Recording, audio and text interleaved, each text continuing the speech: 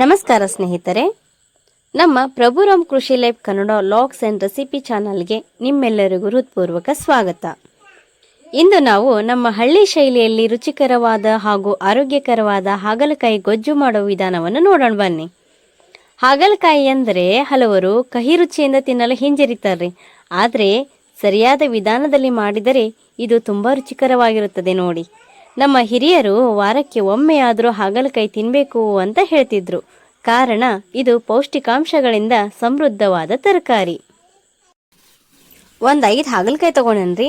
ಮೇಲಿಂದೇನು ಮುಳ್ಳು ಥರ ಏನಿರುತ್ತಲ್ರಿ ಅದಷ್ಟೇ ಲೈಟಾಗಿ ಸ್ವಲ್ಪ ತಗೊಂಡೇನ್ರಿ. ಜಾಸ್ತಿ ಏನು ನಾನು ಹೆರ್ದಿಲ್ಲ. ಲೈಟಾಗಿ ಮೇಲಿನ ಸಿಪ್ಪೆನೂ ಸಹಿತ ತೆಗಿದೇನೆ ಮಾಡಬಹುದು. ಬಟ್ ಸ್ವಲ್ಪ ಕಹಿ ಅಂಶ ಹೋಗಲಿ ಅಂದ್ಬಿಟ್ಟು ಮಾತ್ರ ಅಷ್ಟೇ ತೆಗೆದಿರೋದು.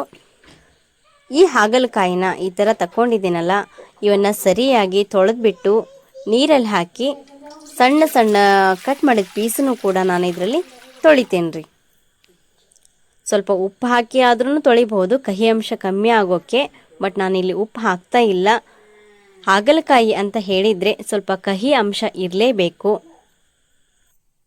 ನಾನು ಈ ಸೈಜಲ್ಲಿ ಕಟ್ ಮಾಡ್ಕೊಂಡೇನಿ ರೀ. ಚಿಕ್ಕದಾಗಿ ಕಟ್ ಮಾಡ್ಕೊಂಡೇನಿ. ರೌಂಡಾಗಿನೂ ಕಟ್ ಮಾಡ್ಕೋತಾರೋ. ಆಮೇಲೆ ಅರ್ಧ ಚಂದ್ರಾಕೃತಿಯಲ್ಲಿನೂ ಕೂಡ ಕಟ್ ಮಾಡಬಹುದು. ನನಗೆ ಸಣ್ಣ ಪ್ರಮಾಣದಲ್ಲಿ ಬೇಕಾಗಿತ್ತು, ಹಾಗಾಗಿ ಈ ಥರ ಕಟ್ ಮಾಡ್ಕೊಂಡೇನಿ ರೀ. ಗೊಜ್ಜು ಮಾಡೋಕ್ಕೆ ಏನೇನು ಸಾಮಗ್ರಿಗಳು ಬೇಕು ಅಂತ ನೋಡೋಣ ಬರ್ರಿ. ಮೊದಲನೇದಾಗಿ ನಾನು ಕೊತ್ತಂಬರಿ ತೊಗೊಂಡೇನಿ ರೀ. ಹುಣಸೆ ಹುಳಿ ತೊಗೊಂಡಿದ್ದೀನಿ. ಟೊಮೆಟೊ ಯೂಸ್ ಮಾಡ್ತಾ ಇಲ್ಲ ನಾನು, ಹಾಗಾಗಿ ಹುಣಸೆ ಹುಳಿನ ಹಾಕ್ತೀನಿ ರೀ ಡೈರೆಕ್ಟಾಗಿ. ಬೆಲ್ಲ ತೊಗೊಂಡೀನಿ. ಕರಿಬೇವು, ಒಂದು 4 ಎಸಳಷ್ಟು ಕರಿಬೇವು, ಈರುಳ್ಳಿ, ಇವೆಲ್ಲನೂ ಯೂಸ್ ಮಾಡಿ ಗೊಜ್ಜು ಯಾವ ಥರ ಮಾಡೋದು ಅಂತ ನೋಡೋಣ ಬರ್ರಿ. ಕಟ್ ಮಾಡಿ ತೊಳೆದಿಟ್ಕೊಂಡಿದ್ನಲ್ರಿ ಹಾಗಲಕಾಯಿ ಚಿಕ್ಕ ಚಿಕ್ಕ ಪೀಸ್ಗಳನ್ನು ಈಗ ನಾನು ಒಂದು ಹಂಚಿಟ್ಕೊಂಡೀನಿ ಒಲೆ ಮೇಲೆ. ಆ ಹಂಚೊಳಗೆ ಸ್ವಲ್ಪ ಎಣ್ಣೆ ಹಾಕಿಬಿಟ್ಟು ಈ ಹಾಗಲಕಾಯಿ ಪೀಸ್ಗಳನ್ನು ಹುರ್ಕೊತೇನೆ ರೀ. ಎಣ್ಣೆ ಹಾಕಿ ಹುರಿಯೋದ್ರಿಂದ ಸ್ವಲ್ಪ ಕಹಿ ಅಂಶನೂ ಕಡಿಮೆ ಆಗ್ತತಿ.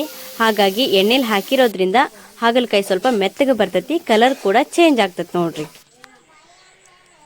ಇವಾಗ ಈ ರೆಡಿ ಆಗಿರೋ ಒಂದು ಹಾಗಲಕಾಯಿನ ಒಂದು ಬೌಲ್ಗೆ ತೆಗೆದಿಟ್ಕೊತೇನೆ ರೀ. ಹಾಗಲಕಾಯಿ ಜೀರ್ಣಕ್ರಿಯೆಗೆ ಸಹಾಯ ಮಾಡ್ತೈತ್ರಿ. ಬನ್ನಿ ಹಾಗಾದ್ರೆ ಈ ಗೊಜ್ಜು ಮಾಡೋದು ಹೆಂಗೆ ಅಂತ ನೋಡೋಣ. ಬಾಣಲೆ ಕಾಯಕ್ಕಿಟ್ಟು ಅದಕ್ಕೆ 1-2 ಟೀ ಸ್ಪೂನಷ್ಟು ಎಣ್ಣೆ ಹಾಕಬೇಕು. ಎಣ್ಣೆ ಕಾದ ನಂತರ 1 ಟೀ ಸ್ಪೂನಷ್ಟು ಸಾಸಿವೆ ಹಾಕಬೇಕ್ರಿ. ಸಾಸಿವೆ ಹಾಕಿದ ನಂತರ 1 ಟೀ ಸ್ಪೂನಷ್ಟು ಜೀರಿಗೆ ಹಾಕಬೇಕು.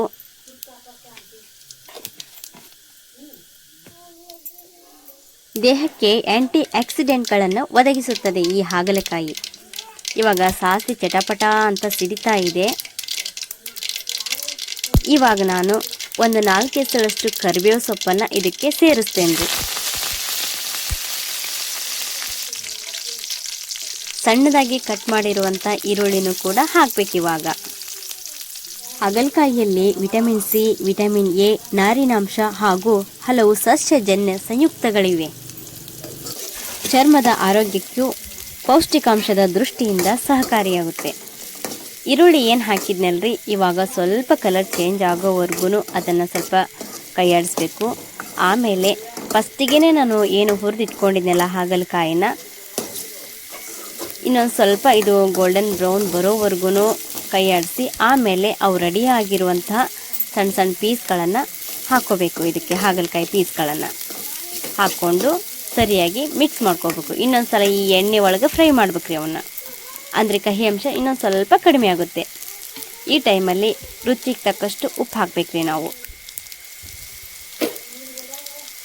ಹಸಿ ಖಾರನೂ ಹಾಕ್ಬೋದು, ಬಟ್ ನಾನಿಲ್ಲಿ ಒಣ ಖಾರ ಯೂಸ್ ಮಾಡತ್ತೇನ್ರಿ. ಕೆಂಪು ಖಾರನ, ಅಚ್ಚ ಖಾರದ ಪುಡಿನ ಸ್ವಲ್ಪ ಎಷ್ಟು ಬೇಕೋ ಅಷ್ಟು ರುಚಿಗೆ ತಕ್ಕಷ್ಟು ಹಾಕೋಬೇಕ್ರಿ.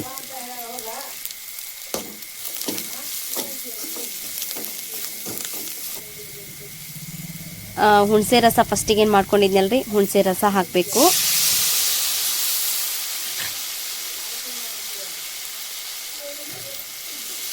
ಹುಣಸೆ ರಸ ಹಾಕಿದ ನೆಕ್ಸ್ಟು ಬೆಲ್ಲ ಏನು ಇಟ್ಕೊಂಡಿದ್ನಲ್ಲ ಬೆಲ್ಲ ಹಾಕತ್ತನ್ರಿ.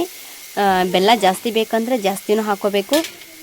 ಕಮ್ಮಿ ಇರಲಿ, ಸ್ವಲ್ಪ ಕಹಿ ಅಂಶ ಇರಲಿ ಅಂತ ಹೇಳಿದರೆ ಬೆಲ್ಲ ಹಾಕದೇನೂ ಇರಬಹುದು. ಬಟ್ ನಾನು ಸ್ವಲ್ಪ ಇಲ್ಲಿ ಬೆಲ್ಲ ಯೂಸ್ ಮಾಡ್ತೀನಿ ರೀ. ಮೇಲೆ ಕೊತ್ತಂಬರಿ ಸಣ್ಣದಾಗಿ ಕಟ್ ಮಾಡಿರುವಂಥ ಕೊತ್ತಂಬರಿ ಕೂಡ ಇಲ್ಲಿ ಆ್ಯಡ್ ಮಾಡ್ತೀನಿ ರೀ. ರಕ್ತದಲ್ಲಿನ ಸಕ್ಕರೆ ಮಟ್ಟ ನಿಯಂತ್ರಣಕ್ಕೆ ಸಹಾಯಕವಾಗಬಹುದು ಎಂದು ಕೆಲವು ಅಧ್ಯಯನಗಳು ಸೂಚಿಸ್ತವ್ರಿ. ಕಡಿಮೆ ಕ್ಯಾಲೋರಿಯ ಆಹಾರವಾಗಿರುವುದರಿಂದ ತೂಕ ನಿಯಂತ್ರಣದ ಆಹಾರದಲ್ಲಿ ಸೇರಿಸಬಹುದು. ಇದನ್ನು ಚರ್ಮದ ಆರೋಗ್ಯಕ್ಕೂ ಪೌಷ್ಟಿಕಾಂಶದ ದೃಷ್ಟಿಯಿಂದ ಸಹಕಾರಿ ಅಂತ ನಾನು ಮೊದಲೇ ಹೇಳಿರುವ ಹಾಗೆ ನಾರಿನಾಂಶ ಇರುವುದರಿಂದ ಹೊಟ್ಟೆ ತುಂಬಿದ ಅನುಭವ ಹೆಚ್ಚು ಸಮಯ ಇರುತ್ತದೆ. ಹಾಗಲಕಾಯಿ ಕಹಿ ಎಂದು ದೂರವಿರಬೇಡಿ. ಸರಿಯಾದ ವಿಧಾನದಲ್ಲಿ ಗೊಜ್ಜು ಮಾಡಿದರೆ ಮನೆಯಲ್ಲಿರುವ ಮಕ್ಕಳಿಂದ ಹಿಡಿದು ದೊಡ್ಡವರವರೆಗೂ ಇಷ್ಟಪಟ್ಟು ತಿನ್ನುತ್ತಾರೆ. ಹಾಗಲಕಾಯಿ ಕುದಿಯೋಕೆ ಸ್ಟಾರ್ಟ್ ಆಗೈತ್ರಿ. ಇವಾಗ 1 ಟೀ ಸ್ಪೂನಷ್ಟು ಗುರೆಳ್ಳು ಪುಡಿಯನ್ನು ನಾನು ಇದಕ್ಕೆ ಸೇರಿಸ್ಕೊತೇನೆ ರೀ. ನೀವು ಕೂಡ ಒಮ್ಮೆ ಈ ವಿಧಾನದಲ್ಲಿ ಮಾಡಿ ನೋಡಿ. ಈ ವಿಡಿಯೋ ನಿಮಗೆ ಇಷ್ಟವಾದರೆ ಒಂದು ಲೈಕ್ ಮಾಡಿ, ಕಮೆಂಟ್ನಲ್ಲಿ ನಿಮ್ಮ ಅಭಿಪ್ರಾಯವನ್ನು ತಿಳಿಸಿ. ಇಂತಹ ಸಾಂಪ್ರದಾಯಿಕ ಅಡುಗೆ ಮತ್ತು ಹಳ್ಳಿ ಜೀವನದ ವಿಡಿಯೋಗಳಿಗಾಗಿ ನಮ್ಮ ಚಾನಲ್ಗೆ ಸಬ್ಸ್ಕ್ರೈಬ್ ಮಾಡಿ. ಆದರೆ ಒಂದು ವಿಷಯ ನೆನಪಿಟ್ಟುಕೊಳ್ಳಿ, ಯಾವುದೇ ಆಹಾರವನ್ನು ಅತಿಯಾಗಿ ಸೇವಿಸುವುದು ಒಳ್ಳೆಯದಲ್ಲ. ಮಧುಮೇಹದ ಔಷಧಿಗಳನ್ನು ತೆಗೆದುಕೊಳ್ಳುವವರು ಹಾಗಲಕಾಯಿಯನ್ನು ಹೆಚ್ಚಿನ ಪ್ರಮಾಣದಲ್ಲಿ ಸೇವಿಸುವ ಮೊದಲು ವೈದ್ಯರ ಸಲಹೆ ಪಡೆಯುವುದು ಉತ್ತಮ. ಹಾಗಲಕಾಯಿ ಯಕೃತ್ತಿನ ಆರೋಗ್ಯಕ್ಕೆ ಸಹಾಯಕವಾಗಬಹುದು ಎಂಬ ಕೆಲವು ಅಧ್ಯಯನಗಳಿವೆ. ಆದರೆ ಇದಕ್ಕೆ ಇನ್ನಷ್ಟು ಸಂಶೋಧನೆ ಅಗತ್ಯವಾಗಿ ಬೇಕು. ಇಷ್ಟೊತ್ತು ಹಾಗಲಕಾಯಿಯ ಗೊಜ್ಜು ಮಾಡುವ ವಿಧಾನ ಹಾಗೂ ಅದರ ಉಪಯೋಗಗಳ ಬಗ್ಗೆ ತಿಳಿದುಕೊಂಡೆವು.